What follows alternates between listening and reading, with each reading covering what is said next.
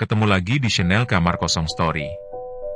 Kali ini saya akan bercerita kisah nyata yang terjadi di daerah Jawa Barat.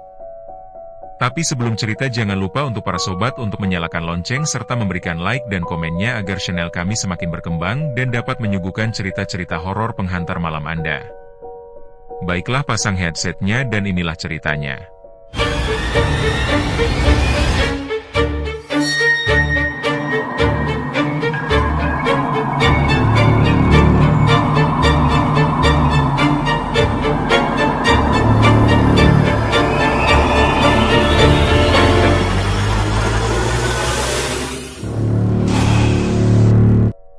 Teror Mbah Jabrik 1990.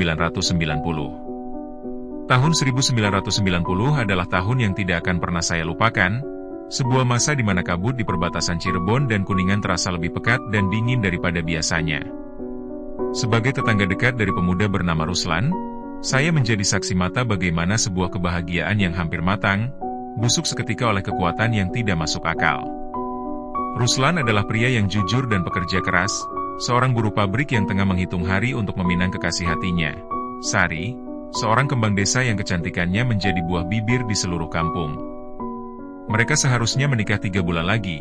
Segala persiapan mulai dari dekorasi bambu hingga janji-janji masa depan sudah tertata rapi di kepala Ruslan. Namun takdir berkata lain saat bayangan Mbah Jabrik mulai jatuh di atas desa kami. Rumor tentang Mbah Jabrik saat itu sedang berada di puncaknya, menyebar lewat mulut ke mulut di pasar-pasar tradisional dan warung kopi remang-remang sebagai sosok dukun sakti yang tak punya belas kasihan. Orang-orang bilang, dia tinggal di sebuah rumah besar yang terisolasi di lereng Bukit Jawa Barat, sebuah bangunan yang tak pernah benar-benar terlihat jelas pintunya karena tertutup rimbun pohon beringin dan aroma kemenyan yang menyesakan. Di media-media lokal saat itu, sempat beredar selentingan tentang hilangnya beberapa perempuan muda yang konon diambil untuk menjadi penjaga kekuatan mistisnya. Jabrik digambarkan sebagai sosok dengan rambut gimbal menjulang ke atas, sesuai namanya, yang setiap helainya dipercaya sebagai tempat bersemayamnya ribuan jin penakluk yang ia kumpulkan dari berbagai penjuru tanah Jawa. Ketakutan kami bukan tanpa alasan. Mbah Jabrik bukan sekadar dukun penyembuh, melainkan seorang jawara hitam yang kesombongannya melampaui batas kewarasan manusia biasa. Di koran-koran kuning kala itu, seringkali ada berita tentang orang-orang yang mendadak gila atau muntah paku setelah secara tidak sengaja menyinggung perasaan sang dukun di jalanan. Ruslan, yang saat itu masih penuh dengan semangat muda, awalnya tidak percaya pada tahayul semacam itu. Hingga suatu sore yang nahas, Sari pulang dari pasar dengan pandangan mata yang kosong dan aroma mawar yang menempel di bajunya. Itu adalah titik awal di mana kami sadar bahwa Sari telah menjadi incaran sang dukun, sebuah klaim yang tak bisa ditolak oleh manusia biasa manapun. Malam itu, Ruslan datang ke rumah saya dengan tangan gemetar, menceritakan bagaimana Sari tiba-tiba membatalkan seluruh rencana pernikahan mereka tanpa alasan yang jelas. Sari hanya mengatakan bahwa dia telah dipanggil oleh seorang pria tua dengan rambut yang berdiri menyeramkan untuk menjadi istrinya yang kelima, sebuah kehormatan gaib yang akan menjamin keselamatan keluarganya. Kami semua tahu bahwa ini adalah praktik pernikahan gaib yang sering dirumorkan tentang Mbah Jabrik. Dia tidak meminang dengan emas, melainkan dengan hipnotis dan ancaman nyawa bagi siapa saja yang menghalangi. Di bawah cahaya lampu petromak yang bergetar, saya melihat wajah Ruslan yang hancur, menyadari bahwa musuh yang ia hadapi bukanlah pria biasa dengan senjata, melainkan kegelapan yang bersembunyi di balik dinding rumah angker di kaki gunung itu. Memasuki bulan kedua menjelang tanggal pernikahan yang seharusnya, suasana desa berubah menjadi mencekam seolah-olah seluruh udara di Jawa Barat ini telah tersedot masuk ke dalam rumah Mbah Jabrik. Saya sering melihat Ruslan berdiri di batas desa, menatap ke arah perbukitan di mana rumah besar itu berada, rumah yang menurut rumor masyarakat setempat memiliki lorong bawah tanah berisi benda-benda santet dan tumbal-tumbal masa lalu. Di sana, di balik tembok-tembok yang sudah berlumut dan retak, Sari kabarnya telah disekap dalam sebuah ritual pingitan mistis yang tidak memperbolehkan ia melihat cahaya matahari.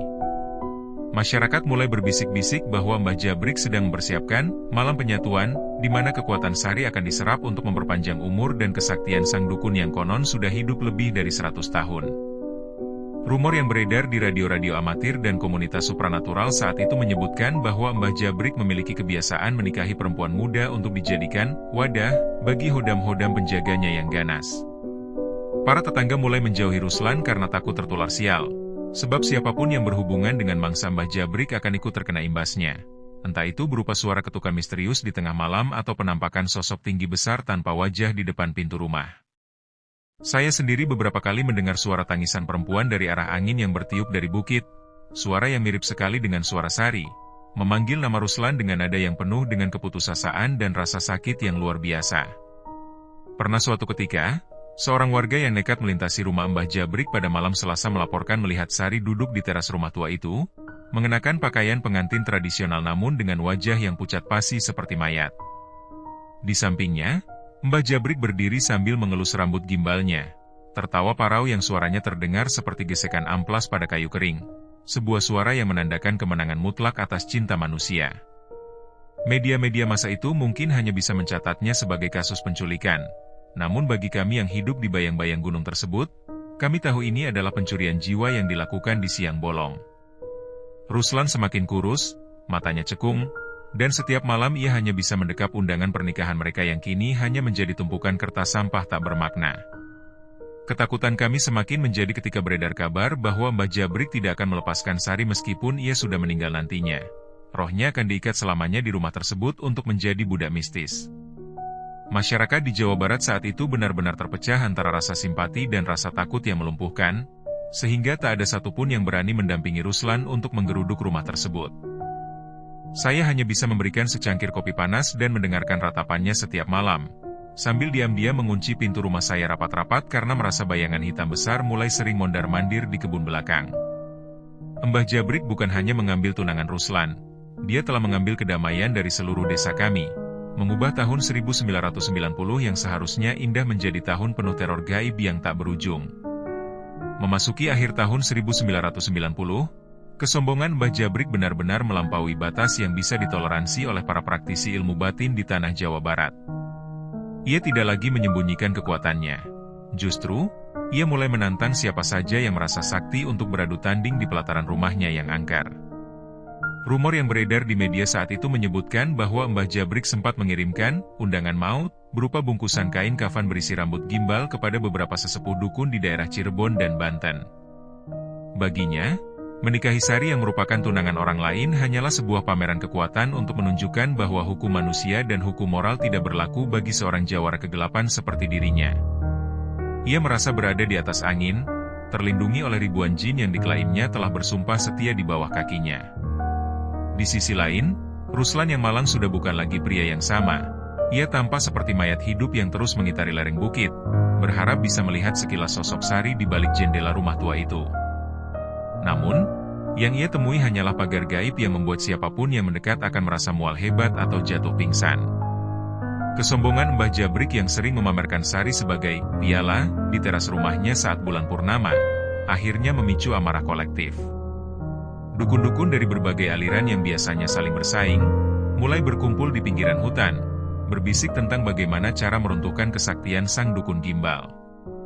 Mereka merasa bahwa Jabrik telah merusak tatanan dunia mistis dengan menggunakan ilmu hitam untuk nafsu duniawi yang terlalu vulgar dan merendahkan martabat ilmu batin itu sendiri. Media-media masa lokal kala itu sempat mencatat adanya fenomena alam yang aneh di sekitar lokasi. Kilat yang menyambar-nyambar tanpa hujan dan suara dentuman dari dalam tanah yang terus-menerus terdengar. Masyarakat percaya bahwa itu adalah pertanda perang udara antara kiriman santet dari para lawan Mbah Jabrik yang sedang mencoba menembus benteng gaib rumah tersebut. Namun, Mbah Jabrik justru semakin jumawa.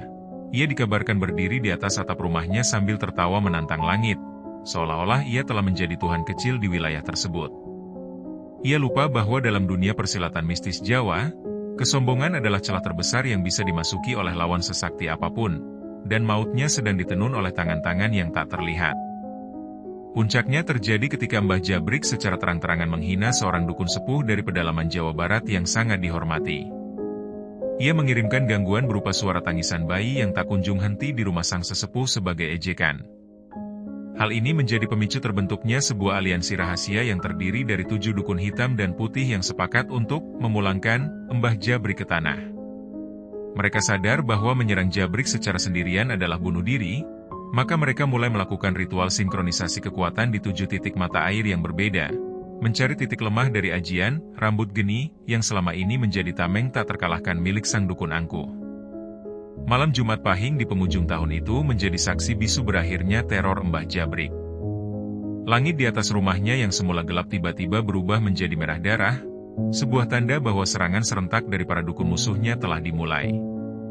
Dari kesaksian warga yang berani mengintip, terlihat bola-bola api, banaspati, berterbangan dari berbagai penjuru menuju ke arah atap rumah Mbah Jabrik. Ruslan, yang saat itu berada di perbatasan desa, melihat dengan mata kepala sendiri bagaimana rumah tua itu seolah-olah diguncang oleh gempa lokal yang hebat. Suara raungan Mbah Jabrik yang biasanya terdengar sombong, malam itu berubah menjadi jeritan kesakitan yang membelah keheningan malam. Para dukun yang membencinya ternyata tidak menyerang fisiknya secara langsung, melainkan menyerang sumber kekuatannya, rambut gimbalnya. Dengan ritual khusus, mereka berhasil memutuskan kontrak gaib antara Jabrik dengan hodam-hodam penjaganya. Begitu pelindung gaibnya runtuh, tubuh Mbah Jabrik dikabarkan mulai melepuh seolah-olah terbakar dari dalam oleh api yang ia pelihara sendiri. Dalam kepanikan, Mbah Jabrik mencoba mencari sari untuk dijadikan tumbal pelindung terakhir. Namun konon sari telah diamankan secara gaib oleh salah satu dukun putih yang ikut dalam aliansi tersebut. Tanpa tameng dan tanpa tumbal, sang jawara hitam itu hanyalah seorang lelaki tua renta yang rapuh di hadapan akumulasi dosa-dosanya sendiri. Pagi harinya, rumah itu sepi. Mbah Jabrik ditemukan tewas mengenaskan di ruang tengahnya dengan posisi tubuh yang melilit. Wajahnya menunjukkan ketakutan luar biasa seolah-olah ia melihat neraka sebelum nafas terakhirnya. Media saat itu memberitakan kematiannya sebagai kematian misterius akibat serangan jantung. Namun penduduk desa tahu kebenarannya lebih mengerikan dari sekadar istilah medis. Para dukun yang menghabisinya menghilang begitu saja ke dalam kegelapan hutan, meninggalkan peringatan tak tertulis bagi siapapun yang mencoba bermain-main dengan kesombongan di atas tanah keramat Jawa Barat. Setelah kematiannya, Sari ditemukan pingsan di pinggir hutan dalam kondisi yang sangat memprihatinkan. Jiwanya seolah-olah sudah tertinggal sebagian di dalam rumah angker itu. Meskipun Mbah Jabrik sudah tiada, trauma yang ditinggalkannya tetap hidup dalam ingatan Ruslan dan kami semua. Rumah itu hingga kini dibiarkan terbengkalai, menjadi monumen peringatan tentang seorang dukun sakti yang jatuh karena keangkuhannya sendiri. Lokasi tersebut kini hanya menjadi destinasi bagi para pencari konten horor. Namun bagi kami yang hidup di tahun 1990, tempat itu adalah lubang hitam yang pernah menelan kebahagiaan sebuah pasangan dan kedamaian satu desa.